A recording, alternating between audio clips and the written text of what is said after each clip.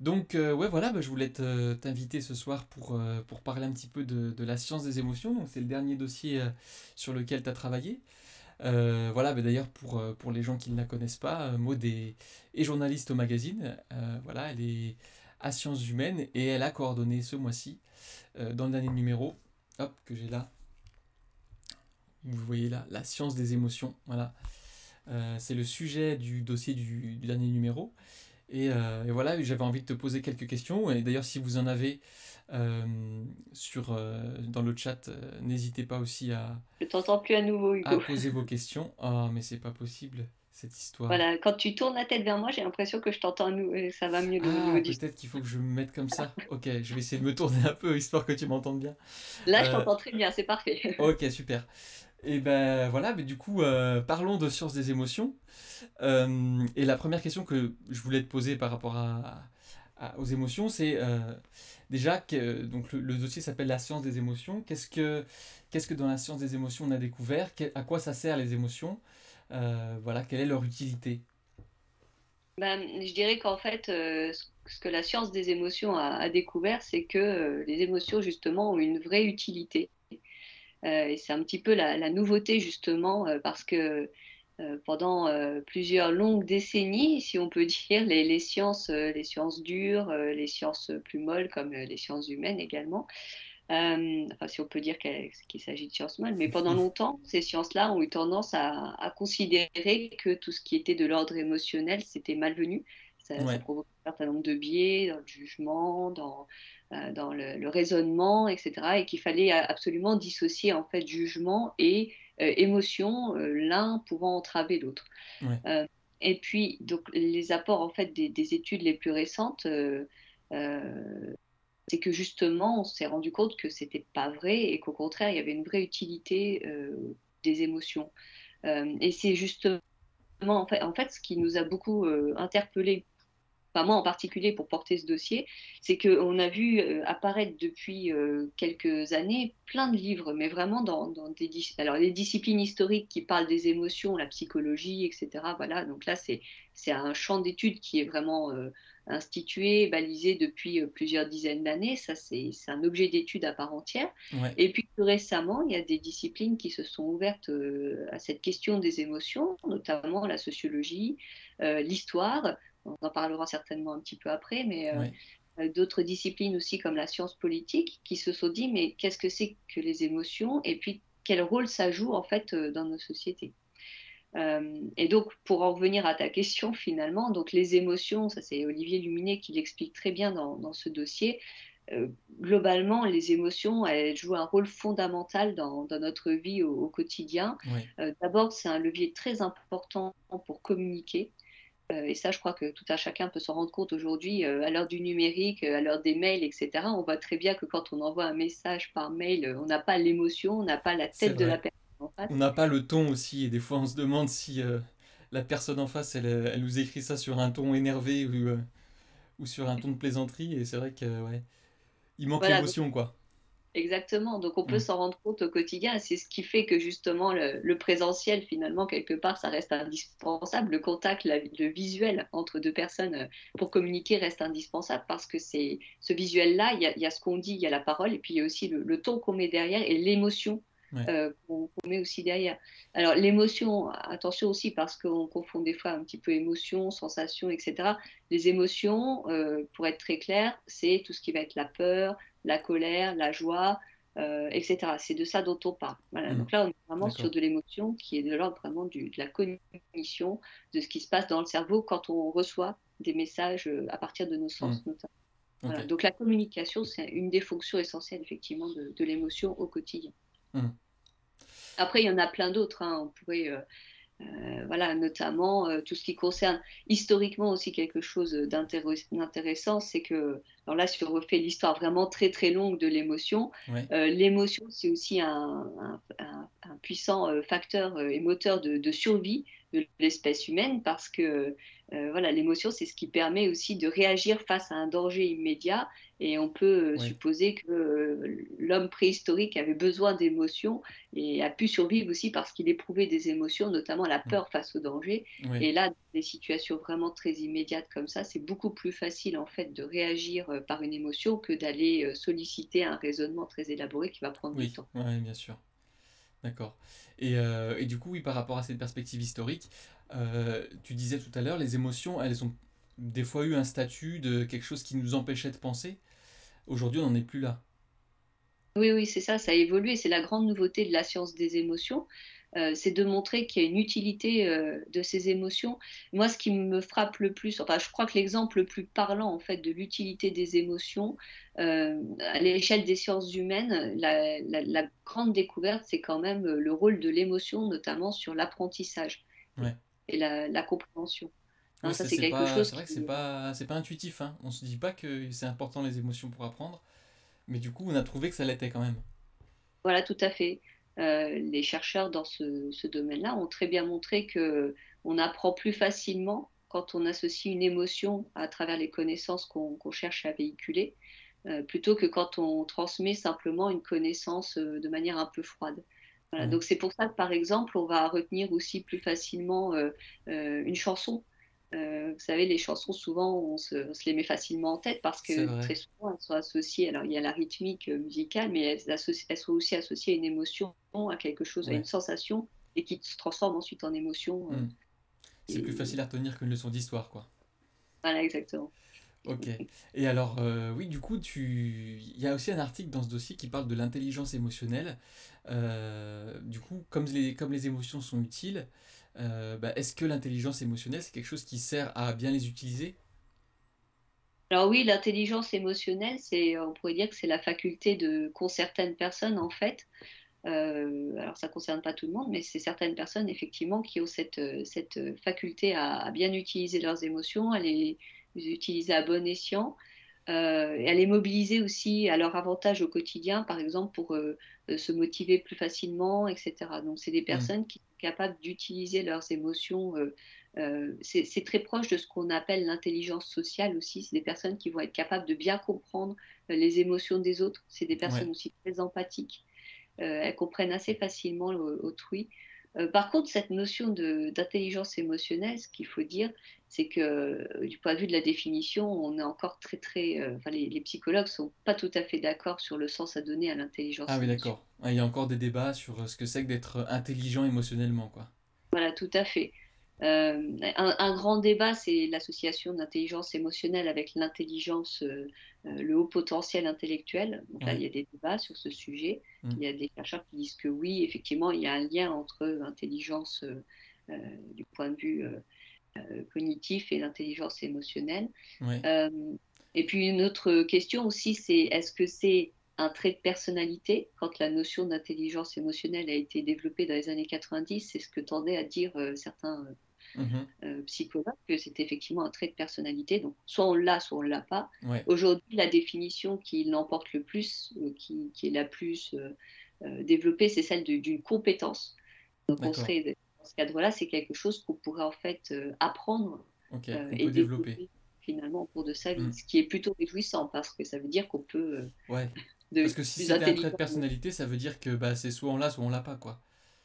Tout à fait. Ok. Alors que là, ça ouvre plus de perspectives en Hmm. fait.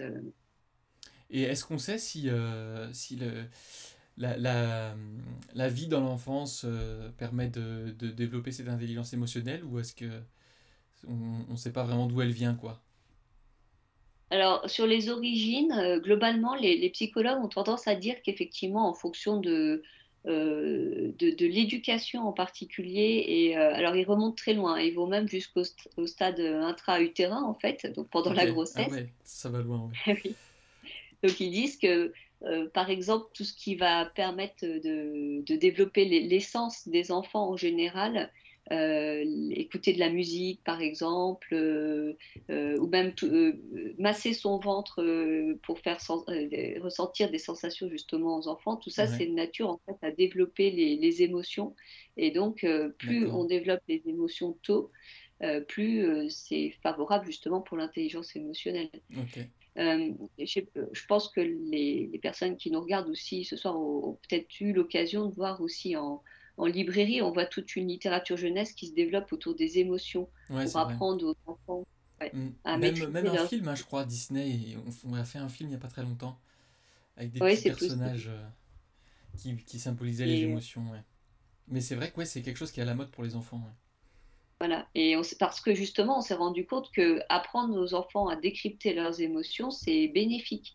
C'est bénéfique Mm, pour la société, c'est bénéfique pour leur propre personnalité aussi, pour qu'ils ouais. se régulent mieux, et puis et l'intelligence émotionnelle en général. Mm, ouais, d'accord. Et alors, du coup, le dossier parle aussi des personnes hypersensibles, qui est une notion un peu à la mode. C'est se connaître, dit CSCZ. Ouais, est-ce que, ouais, je sais pas. Est-ce que c'est se connaître, être intelligent émotionnellement? Tu dirais ça, Maud? Alors, c'est pas seulement se connaître, c'est être capable effectivement de décrypter soi-même ses propres émotions, ce qu'on ressent à un instant T. Il y a de ça, mais c'est aussi comprendre ce que les autres ressentent en face. Donc, c'est proche aussi de notions comme celle de l'empathie. Ouais, d'accord. Parfois, on a des gens qui se retrouvent dans des situations de communication vraiment très compliquées parce que les personnes ne peuvent pas, n'apprécient pas en fait ce que pense l'autre, elles sont pas capables de décrypter ce que pense autrui, etc. Et donc, ça donne Mm, naissance à des conflits, ce genre de choses. ok. L'intelligence émotionnelle, c'est l'inverse justement, c'est la capacité à comprendre ce que ressent autrui et à ajuster aussi son Mm. comportement en conséquence. Ça Donc, veut c'est dire que très c'est proche pas du... juste se connaître soi, c'est être capable de s'ouvrir un petit peu aussi, de se Oui, mettre à oui, la c'est place ça. des autres et tout, quoi. Et de décoder leurs émotions. Oui, c'est Ok. savoir décrypter aussi à partir des manifestations des émotions, à savoir les décrypter et adopter la bonne attitude. Ouais, ça c'est pas toujours facile, ouais. Mm. D'accord. Voilà, bah, j'espère que ça répond à ton commentaire, CSCZ. N'hésitez pas d'ailleurs à intervenir dans le chat, je lis tous vos commentaires en direct. Et donc, bah, je reprends ce que je disais tout à l'heure. Voilà, on parle beaucoup d'intelligence émotionnelle et c'est une notion qui est à la mode notamment pour les enfants. Mais je trouve qu'on parle aussi pas mal de l'hypersensibilité qui est, je- je vais te laisser définir ce que c'est vraiment, mais en tout cas pour quelqu'un qui n'y connaît rien, l'hypersensibilité, on se dit bah, c'est un trop plein d'émotions, quoi. Est-ce que c'est ça? Alors, l'hypersensibilité, c'est vrai que les premiers travaux qui ont porté dessus au 19e siècle, début du 20e siècle, avaient tendance à voir ça comme quelque chose d'assez négatif. L'hypersensible, c'est le trop, c'est l'excès, la personne qui manifeste trop de sensibilité, Ouais, d'émotion. Ouais, c'est plus sur un ressenti, hein, l'hypersensibilité. d'accord. Et donc au début, c'était quelque chose qui était perçu de manière très négative et c'était des formes presque pathologiques en fait, voilà. Hmm, Et puis progressivement, en fait, on s'est rendu compte là aussi que non, c'était pas forcément quelque chose de négatif.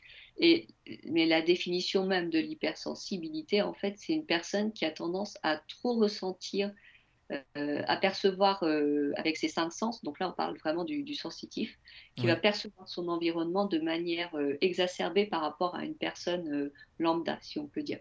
Donc d'accord. par exemple, et un exemple très concret, l'hypersensible, c'est la personne qui va très rapidement être insupportée par les petits bruits qui l'entourent, par exemple quelqu'un qui mange et qui fait du bruit avec sa bouche ou Ah oui, d'accord. ce genre de choses. Voilà, c'est ça. Ok. À Donc la c'est base, pas que les émotions, quoi. voilà. Et par contre, là où on retrouve la notion d'émotion, c'est que l'hypersensible, effectivement, va éprouver des émotions beaucoup plus fortes qu'une personne classique, parce que justement, elle perçoit tout de manière amplifiée, et donc il y a des émotions plus fortes qui se manifestent derrière. Hmm, d'accord. Et alors du coup, on imagine que ça doit être handicapant. Est-ce que Oui. tu dis au départ on avait un point de vue négatif sur l'hypersensibilité. Est-ce que ça a évolué? Est-ce que on a un point de vue moins négatif? Est-ce que c'est d'ailleurs considéré comme une pathologie ou pas? Alors aujourd'hui, c'est plus du tout considéré comme une pathologie, c'est Mhm. pas un trait de caractère qu'il faut ou de personnalité qu'il faut modifier, c'est la tendance actuelle, c'est plutôt de considérer qu'il faut faire avec, et puis voilà. Ok. Mais ce qui est important déjà, c'est de voir la fréquence en fait, parce que selon les psychologues, c'est autour de 20 à 30% quand même de la population qui est concernée par l'hypersensibilité. Ok, Donc ouais, ça c'est beaucoup. concerne quand même beaucoup de monde. Ouais, Et souvent des personnes qui s'ignorent, qui comprennent pas pourquoi elles supportent pas telle ou telle chose. Alors, un effet négatif, si on peut dire, de l'hypersensibilité, c'est que les personnes, souvent parce qu'elles perçoivent les choses de manière amplifiée, elles perçoivent beaucoup de stimuli à la fois, etc. Donc elles sont plus souvent fatiguées que les autres. ok. Et donc c'est des personnes qui ont souvent tendance à vouloir se replier sur être seules, prendre du recul par rapport à la vie en société, parce que cette hyperstimulation, en fait, ça les fatigue énormément. Hmm, Et puis une autre conséquence aussi, c'est des maladies comme la dépression, ce genre de choses, parce que c'est des personnes qui ont des difficultés quand même à supporter la vie sociale, si on peut le dire ouais. de Hmm, cette manière. Mais un autre, c'est pas, il y a pas que des effets négatifs en fait à l'hypersensibilité, et c'est justement là-dessus qu'insistent aujourd'hui les psychologues, c'est que c'est quelque chose qui est porteur aussi de positivité, notamment les hypersensibles, ce sont des personnes qui vont mieux apprécier les situations, notamment les d'accord. situations positives. Comme Ok. elles ressentent davantage les choses, elles vont avoir tendance aussi à percevoir davantage les stimuli positifs, si on peut dire, les choses agréables de la vie que les autres personnes. Hmm, Capables aussi de mieux profiter des choses du quotidien. ouais, ouais, ouais. D'accord. Alors, on a Coach We Coach qui dit 30%, j'aurais pas cru, la vache, c'est énorme. C'est vrai que ça me paraît beaucoup, hein. Oui, Ça veut oui. dire que Mais ça veut dire qu'on en, bah, on en connaît forcément quoi parmi tous les gens qu'on a autour de nous. Et on sait si du coup c'est sous-diagnostiqué. Tu disais tout à l'heure que c'était difficile à déceler ou qu'il y avait des gens qui ignoraient qu'ils étaient hypersensibles. Est-ce que dans ces 30% ça comprend bah, enfin, les gens qui sont pas au courant, qui sont hypersensibles? Alors ça, c'est des estimations des différentes études qui ont été faites sur l'hypersensibilité. Alors Ouais. il y en a qui disent plutôt 20%, il y en a qui disent plutôt Ok. 30%. Ok, C'est il des y a des débats. estimations, hein, donc En tout cas, même 20%, ça reste pas mal quoi, hein. oui. Alors ce qui est sûr, c'est qu'il y a un phénomène de sous-estimation, parce que l'hypersensibilité, ne serait-ce qu'il y a quelques dizaines d'années en arrière, on n'en parlait quasiment Ah pas. oui, c'est ça. Donc Ouais. aujourd'hui, on en parle beaucoup plus. Donc forcément, on va découvrir plus de cas et on va se rendre compte qu'il y a plus de personnes qui sont concernées que ce qu'on pensait Ouais, au à fur et à l'époque. mesure, ouais. C'est clair. Et alors du coup, donc comme c'est pas une pathologie et que bah, ça peut même servir à mieux apprécier la vie, est-ce qu'il y a aussi une sorte de fierté des hypersensibles qui se développe? Oui, oui, oui, tout à fait. C'est le titre de l'article que j'ai écrit, Hypersensible et fier de l'être. C'est ça aujourd'hui ce qu'on voit à travers les différentes études, alors pas les études scientifiques, mais plutôt la littérature en général sur le sujet. Il y a une forme de revendication justement de l'hypersensibilité comme, comme manière justement de mieux apprécier la vie, de Hmm. mieux voir les choses face à un monde justement qui serait un peu trop rationnel. L'hypersensibilité, ça serait quelque chose qui redonnerait un peu la saveur à la vie quotidienne, quoi. Ouais, d'accord. Bah écoute, j'avais une dernière question parce que tu parlais tout à l'heure de la perspective historique des émotions. Et dans ce dossier, il y a notamment un entretien avec un historien. Du coup, c'est bizarre parce que quand on a un dossier sur les émotions, on se dirait on va avoir un psychologue qui va nous parler des émotions, mais non, là c'est un historien et du coup c'est super intéressant. Donc cet historien s'appelle Georges Vigarello et il a enquêté sur notre rapport aux émotions et comment elles ont évolué. Est-ce que on est plus émotif qu'avant aujourd'hui? Alors, oui, on n'est plus. Alors, oui, l'entretien avec Vigarello, Georges Vigarello, donc c'est un historien, hein, juste pour le resituer, il a publié en fait une grosse somme qui s'appelle L'histoire des émotions en 3 volumes avec Jean-Jacques Courtine et Alain Corbin, qui sont trois grands historiens quand même, Mhm. qui font un peu une histoire des sensibles et de la sensibilité. Et donc là, l'histoire des émotions dans ce gros volume, on l'a interrogé sur ce travail d'historien. Et donc effectivement, ce qu'explique Georges Vigarello dans l'entretien, c'est que aujourd'hui, on est effectivement dans une situation où on est plus sensible qu'auparavant. Mhm. Euh, Ce qu'il faut bien voir, c'est qu'en fait, la plupart des émotions qu'on éprouve aujourd'hui, elles existaient déjà par le passé. Hein, quand je parlais tout à l'heure de colère, de peur, de joie, etc., Ouais, tout ça, c'est des choses dont on qui retrouve existe déjà depuis toujours, quoi. Voilà, dès Mm. l'Antiquité, Mm. voilà, et on voit dès les premières traces écrites, en fait, on voit que ces émotions qu'on pourrait presque qualifier d'émotions de base, euh, ça, c'est des émotions qui existent déjà. Mm. Par contre, ce qui change, c'est la valeur qu'on attribue au fur et à mesure du temps à ces émotions. Il y a des émotions qui sont moins bien tolérées aujourd'hui que d'autres. Par exemple, la colère. Dans l'Antiquité, on supportait très bien les colères, etc. C'était quelque chose de légitime. Ah, la colère Aujourd'hui, des dieux, c'est ça? voilà, la colère des dieux, La de Zeus. colère de Zeus, c'était normal, quoi. Aujourd'hui, voilà, la colère, c'est quelque chose qui est vu de manière plus négative. Donc, on a plutôt tendance à réprimer. Mm. Et donc, aujourd'hui, par contre, oui, ce que dit Vigarello aussi, c'est que, Georges Vigarello, c'est qu'aujourd'hui, on est dans une période beaucoup plus sensible. Et notamment, il y a des émotions qui sont plus à la mode. Alors, c'est pas plus à la mode, mais plus dans l'air du temps, en fait, que par le passé. Et Georges Vigarello évoque notamment tout ce qui est de l'ordre de l'anxiété. Hein, aujourd'hui, on est enfin, depuis plusieurs dizaines d'années, voire plusieurs siècles, hein, maintenant, on est dans une société qui mise quand même beaucoup sur l'individu, ce qui lui fait porter une grosse responsabilité à cet individu et ça Ouais. génère aussi beaucoup d'anxiété. Mm. Donc l'anxiété, moi je ferai aussi le petit parallèle avec aujourd'hui, on parle beaucoup d'éco-anxiété, voilà, ça fait Ouais, c'est la vrai. petite passerelle avec ce que dit Georges Vigarello. Ouais. Voilà, donc on est sur beaucoup d'anxiété et beaucoup de culpabilité aussi, toujours dans la Ah oui. suite de cette société des individus. Mm. Euh, la responsabilité de soi, ça engendre aussi une forme de culpabilité et beaucoup de questionnements. Est-ce qu'on a bien fait? Est-ce qu'on a mal fait par Ouais. rapport à autrui? Est-ce qu'on Mm. n'aurait pas dû faire autrement? Ah ouais, Voilà. d'accord. Donc, c'est les deux grandes caractéristiques en fait émotionnelles de notre époque. D'accord. Et alors du coup, oui, aujourd'hui, c'est ces deux-là. Et donc tu disais la colère a été valorisée aussi au fil de l'histoire. Est-ce qu'il y a d'autres émotions qui ont été plus valorisées avant et qui ne le sont plus beaucoup aujourd'hui? Ou c'est la seule qui est vraiment cet exemple-là? Alors, il y a la colère, effectivement. Euh, moi, je ferais référence aussi à la période du 19e siècle, la période romantique, Oui. qui est quand même une période très émotionnelle pour le coup, avec beaucoup d'introspection, beaucoup d'écrivains qui écrivaient justement sur leurs émotions internes. C'est le triomphe en fait de l'intimité et de l'exploration du moi, quoi, en fait, hein, Mm. cette période du Ouais, ouais, romantisme. d'accord. Donc, je dirais que quand même, par rapport à ce qu'on vit aujourd'hui en termes d'émotions, on est sur des périodes plus sensibles, mais on est aussi sur des périodes où on supporte moins certaines émotions. Par rapport à cette période romantique, par exemple, on pouvait manifester beaucoup de mélancolie, etc., alors qu'aujourd'hui, c'est un petit peu moins bien vu quand même et ça se fait un petit peu moins. Mm. Hein. Voilà un exemple, C'est par vrai. exemple. Mm. La- Afficher son état émotionnel aujourd'hui, c'est un petit peu moins, C'est moins enfin, valorisé.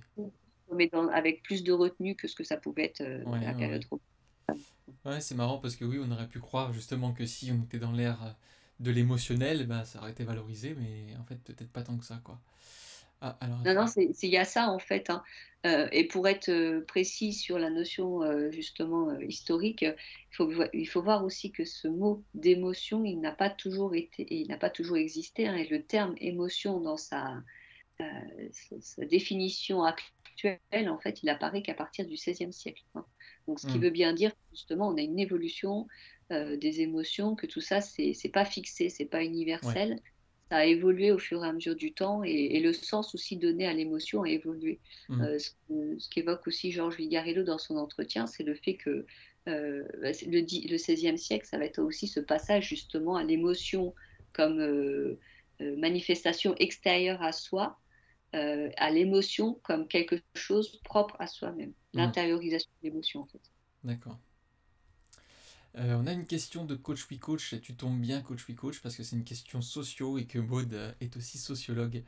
Donc je te lis Maud, et du coup j'ai une question. S'il y a une observation des émotions par rapport aux classes sociales, où les classes sociales privilégiées vont pouvoir davantage exprimer leurs émotions, genre les HPI euh, qui oui, pop beaucoup en ce moment, en tout cas ouais, dont on parle beaucoup en ce moment. Et du coup, est-ce que les classes sociales privilégiées déterrent des vrais problèmes humains car ils sont en capacité de pouvoir s'y intéresser, ou est-ce qu'il se crée de faux problèmes entre guillemets? Alors, c'est une question qui n'est pas évidente. Euh, Non, c'est clair. Pas alors, facile. ce qui est sûr, c'est qu'il y a une... Enfin, ce qui est sûr, ce qui est logique au regard de tout ce que j'ai dit précédemment, c'est que effectivement, il y a une capacité, quand je parlais de réflexion sur ses propres émotions, etc., c'est quand même marqué socialement. C'est-à-dire que tous les milieux sociaux ne vont pas se tourner vers l'émotion. La capacité à apprendre les émotions, à développer une intelligence émotionnelle, c'est quand même quelque chose qui est plus caractéristique des milieux sociaux, on va dire, plutôt favorisés. Ouais. Euh, Très concrètement, dans des milieux plus défavorisés, il y a d'autres problèmes, pour le dire de manière un peu triviale, mais il y a d'autres problèmes que ce qu'on ressent à l'intérieur de soi, Hmm. quand même. Et Ça voilà. rejoint ce que tu disais, du coup, coach, oui, coach. Matériel. J'ai l'impression que c'était ton intuition aussi, mais oui, c'est vrai que ouais, ouais.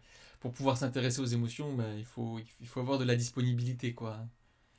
Voilà. Alors après, une autre, du point de vue sociologique, on parle de classe sociale, mais aussi une question qui peut se poser, c'est est-ce que l'émotion, c'est pas quelque chose aussi de féminin? Ça, c'est vrai Et que, ouais, sur c'est la souvent un question du... cliché qu'on a, hein, les émotions, c'est les filles, quoi, hein, qui sont émotives. Voilà, exactement. Et oui, oui, effectivement. Et d'ailleurs, bah, en fait, chez les garçons, la socialisation, justement, donc l'éducation, en fait, à la vie en société, hein, pour le dire de manière plus simple, l'apprentissage de la vie en société chez les garçons n'est pas le même, en fait, du point de vue des émotions chez les filles et chez les garçons. Ouais. Chez les petits garçons, on apprend beaucoup plus la retenue, Hmm. ne pas exprimer ses émotions, Ne ne pas pas les mettre pleurer. exactement. Hmm. Alors que chez les filles, c'est davantage l'expression de l'émotion est davantage tolérée chez les filles que chez les garçons. Ouais, ok. Ok, super. Et ben, merci beaucoup, Maud, d'être passée. On a fait le tour des questions. Si vous voulez en savoir plus sur les émotions, hop, je vous mets le lien dans le chat vers bah, le dossier qui est en ce moment au kiosque, La science des émotions, voilà, coordonné par Maude, dans lequel bah, elle approfondit ce dont on a parlé aujourd'hui, mais il y a aussi d'autres choses, notamment les émotions en politique ou les émotions au travail, voilà, d'autres sujets très intéressants autour des émotions. Bah, voilà, Maude, je te libère, merci beaucoup d'être passé, et puis à bientôt, Merci, à bonne bientôt, soirée, bon week-end, bonne soirée. salut.